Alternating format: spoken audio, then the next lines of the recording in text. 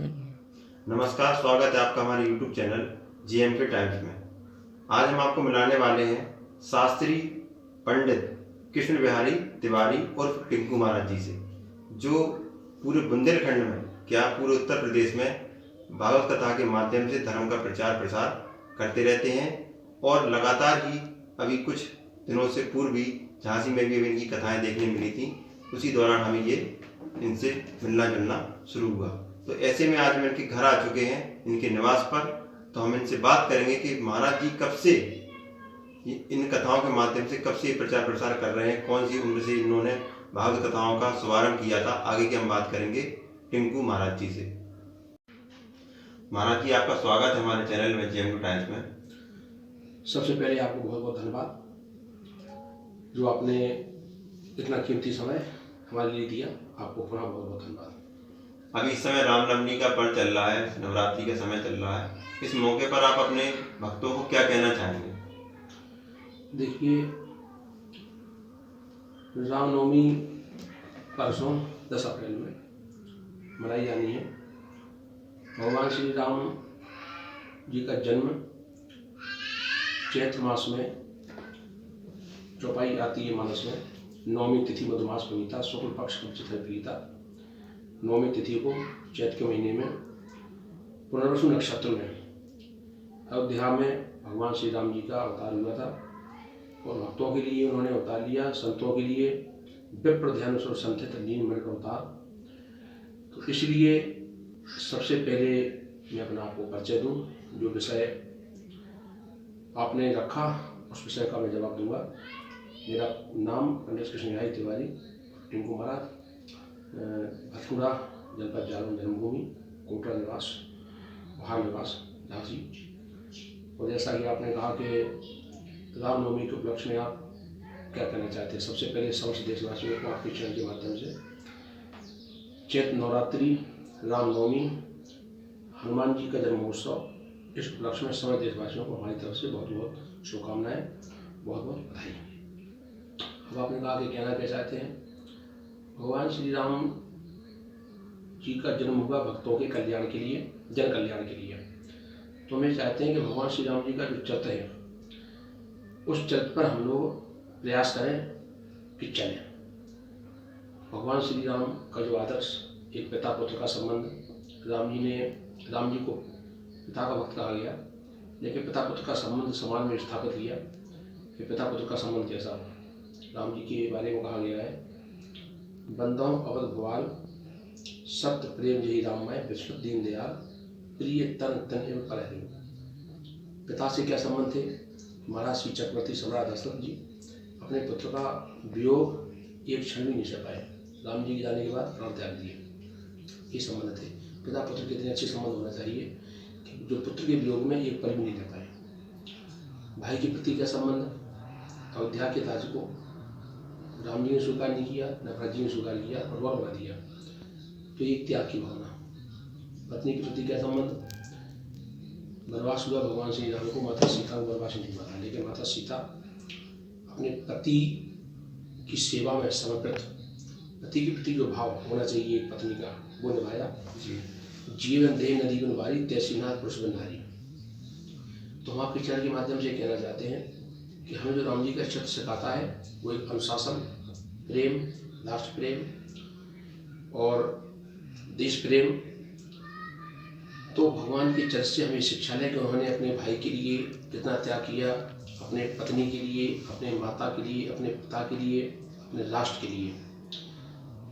एक राजकुमार जिसको कल राज्याभिषेक होने जा रहा है और वनवासी वेश लेकर के जंगल में चले जाते हैं। इसके लिए, राष्ट्र के लिए, क्योंकि राष्ट्र पर संकट था।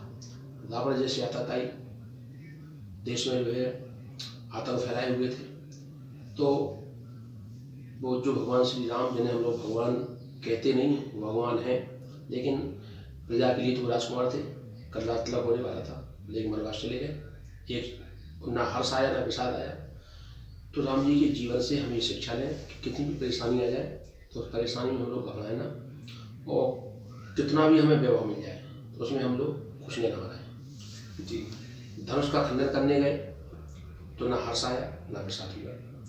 तो राम जी के जीवन से हमें जो सीखना चाहिए, जीवन को हमें समानता में जीना चाहिए। ज़्यादा अगर कोई वैभव मिल जाए, यश मिल जाए, धन मिल जाए तो ज़्यादा खुशी ना हो, कोई नुकसान हो जाए तो हम ज़्यादा परेशान ना हो। ये राम जी का चरित्र हमें सिखाता है। राम जी का चरित्र एक समाज में अनुकरणीय है। अगर हम उनको उनकी चरित्रों पर चलने का प्रयास करेंगे। आज राम जी को हम लोग क्यों पूज रहे हैं? आपने राम जी के बारे में पूछा, तो एक थोड़ा सा चिंतन मैं आपको दे रहा हूँ। राम जी का ऐसा स्वभाव है कि जिनके स्वभाव की बड़ाई दुश्मन भी करता है।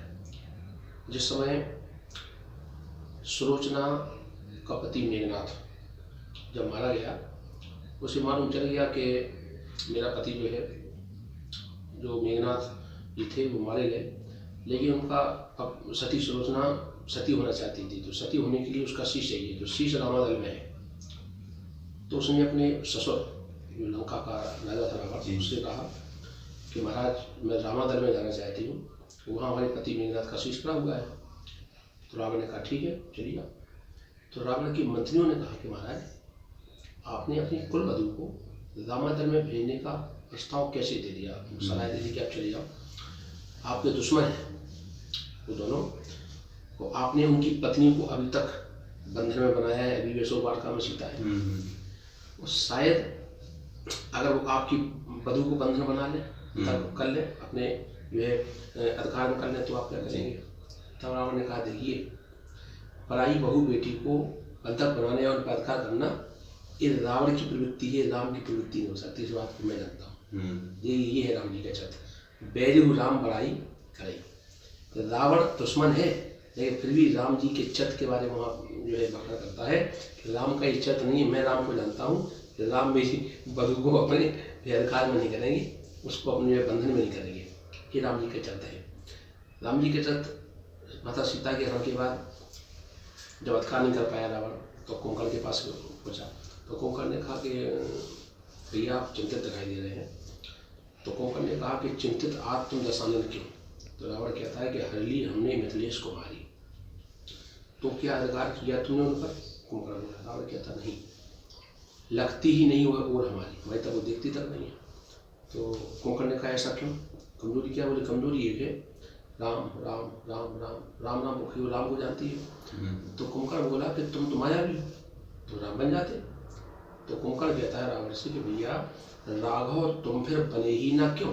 तुम राम बन जाते, राम बन करके सीता का अवतार पा लेते। तो रावण कहता है कि इसमें हमको डर भैरव भारी। कुंभकर्ण बोला डर किस बात का? आप तो चला दस्ताना जरूरत अपनी, आपको किस बात का डर? तो डर इस बात का है कि मैं राम कई बार बना, कई बार राम बनने की कोशिश की, लेकिन दिमाग खराब हो जाता है। क्या कि जब राम का रूप लगा धरने, तब मातु समान लगी पर नारी। जब मैं राम का रूप धारण करता हूँ, तो जिस सीता को मैं गलत दृष्टि से देख रहा हूँ, वही सीता हमें बहू बेटी के समान दिखाई देती है। जितनी संसार में स्त्रियाँ हैं, वो हमें सब पराई जो है स्त्रियाँ हमें अपनी बहू बेटी के समान दिखाई देती है। मेरे जो मन की चित्त जो वृत्ति है वो बदल जाती है। तो मैं ये प्रयास कर रहा हूँ, रावण ने कुंभकर्ण से कहा कि जब जिसके चित्र में इतनी ताकत है कि जिसका चित्र स्वरूप धारण करने पर हमारी मन की प्रवृत्ति बदल जाती है, तो उसके चरित्र में कितनी ताकत होती है। ये राम जी के चरित्र है, इसलिए आज उनको भगवान मानते हैं। गुरु विश्वामित्र जी के साथ राम जी जा रहे हैं, एक आश्रम दिखाई दिया, आश्रम दीख एक भगवान, खगमृग जीव जंतु तहाँ नहीं, पावन परम सलाह प्रभु देगी, कही कथा मुनिराज विषय की। राम जी ने कहा गुरुदेव इस सलाह क्या है? तो गुरुदेव स्वामी जी ने कहा कि राम, ये गौतम ऋषि की पत्नी गौतम नारी श्राप बस पर दे धीर चरण कमल रच चाहती, कृपा करो रघुवीर। ये गौतम ऋषि की पत्नी है और इसका ब्रह्मवश पतन हो गया। ब्रह्मवश कैसा? राम जी ने पूछा। तो कहा कि इंद्र को अपना पति गौतम समझ बैठी और इसने जो है उसके साथ गलत्कार किया, व्यभिचार किया, ब्रह्मवश। उस हिसाब से गौतम ऋषि ने जो है इसको श्राप दे दिया और इसका पतन हो गया, एक पत्थर बन गए। तो इसका उद्धार होना है, उद्धार कौन करेगा? तो राम जी ने जब पूछा कि उद्धार इसका कौन कर सकता है, तो गुरु गोस्वामी जी ने कहा कि राम, इसका उद्धार तुम्हारे चरणों की रज कर सकती है। चरणों की रज, रज शब्द में शरीर से, इसके दो भाव है रज के। रज माने काम भी होता है, रज माने रजोगुण भी होता है। तो गुरु गोस्वामी जी ने कहा राम, इसका जो पतन हुआ है वो रज के कारण हुआ है, मतलब काम के कारण। काम के कारण जिसका पतन हुआ है, काम के कारण मतलब छत से गिरने के कारण, तो इसका जिसका पतन रज के कारण हुआ उसका उद्धार भी रज ही कर सकती है। तो गुरु गोस्वामी जी से राम जी ने कहा कि गुरुदेव, अगर रज कर सकती है तो आपके चरणों की रज क्यों नहीं, हमारे चरणों की रज क्यों? ये प्रश्न समाज में लोग कहते हैं कि राम जी उद्धार कर सकते थे क्या? तो इसका जवाब मैं आपको दे रहा हूँ। राम जी की छत के बारे में बता रहा हूँ आपको, राम जी का छत क्या है। तो गुरु गोस्वामी जी ने कहा कि राम, जब मैंने कहा कि इसका अहिल्या का जो पतन हुआ है वो छत से गिरने के कारण हुआ है, वो इसका उद्धार उसी के चरणों की रज कर सकती है जो अपने जीवन में कभी छत से न गिरा। तो राम जी ने कहा कि गुरुदेव, बड़े बड़े देवता हैं, बड़े बड़े ऋषि मुनि, अमलात्मा विमलात्मा, बड़े बड़े लोग हैं संसार में, तो क्या वो कभी छत से, ऐसा कोई व्यक्ति नहीं है। ब्रह्मा जी हैं सृष्टि के रचयिता। गोस्वामी जी बोले ब्रह्मा जी तो अपनी बेटी पे आसक्त हुआ है। जवाब दिया। भगवान विष्णु भी सती वृंदा पे आसक्त हुए, भगवान शंकर विश्वमोहिनी पे आसक्त हुए। कभी ना कभी कोई ना कोई देवता, कोई ना कोई संसार में कोई ऐसा नहीं है जो कभी किसी ना किसी स्त्री पर, पराई स्त्री पर आसक्त ना हुआ हो। लेकिन राम, जब गुरु गोस्वामी जी ने कहा कि राम, संसार में मैंने जब देखा अपनी दिव्य दृष्टि से, तो मोहे अतिशय प्रतीत मन केरी, संसार में केवल तुम ऐसे हो राम जिसने पराई नारी की तरफ देखना तो बहुत दूर की बात है, जिसने जही सपने परिनार नाहेरी, जिसने पराई नारी का सपने में भी चिंतन न किया हो, ऐसा राम चरित्र केवल तुम्हारा है। इसलिए राम, तुम्हारा चरित्र स्वयं संभाव्य है, तुम्हारा चरित्र जो है संसार में सबसे उज्ज्वल है। इसलिए संसार में जब कभी भी भविष्य में जब अच्छे राज्य की कल्पना होगी, अच्छे चरित्र की कल्पना होगी, तो राम चरित्र की कल्पना होगी, अच्छे राज की कल्पना होगी तो राम राज की कल्पना होगी। इसलिए इस रामनवमी पर हम ये कहना चाहते हैं कि राम जी का चरित्र अगर हम लोग सुनते हैं तो हम सभी लोग एक संकल्प लें मन में कि राम जी का जो त्याग है, राम जी का जो समर्पण है, राम जी का जो संकल्प है, अगर उनको, उन पर हम प्रयास करें चलने का। चलना न चलना एक अलग विषय है, लेकिन हम प्रयास तो कर सकते हैं। तो इसलिए समस्त देशवासियों को आपके चैनल के माध्यम से यही कहेंगे कि हम लोग भगवान के आदर्शों पर चलने का प्रयास करें, तभी हम अच्छे समाज की स्थापना कर सकते हैं। और जो है वैरभाव मन में न रखें, कभी किसी के प्रति नफरत न रखें, क्योंकि भगवान ने कभी नफरत पैदा नहीं की, भगवान ने कभी जातियों में लोगों को नहीं बांटा, भगवान ने कभी धर्मों में लोगों को नहीं बांटा। भगवान जब वनवास गए तो भगवान केवट से मिलते हैं, भगवान माता सवरी से मिलते हैं, भगवान सुग्रीव को अपना मित्र बनाते हैं। भगवान चाहते तो देश के कितने बड़े बड़े राजा थे, उनको मित्र बनाते।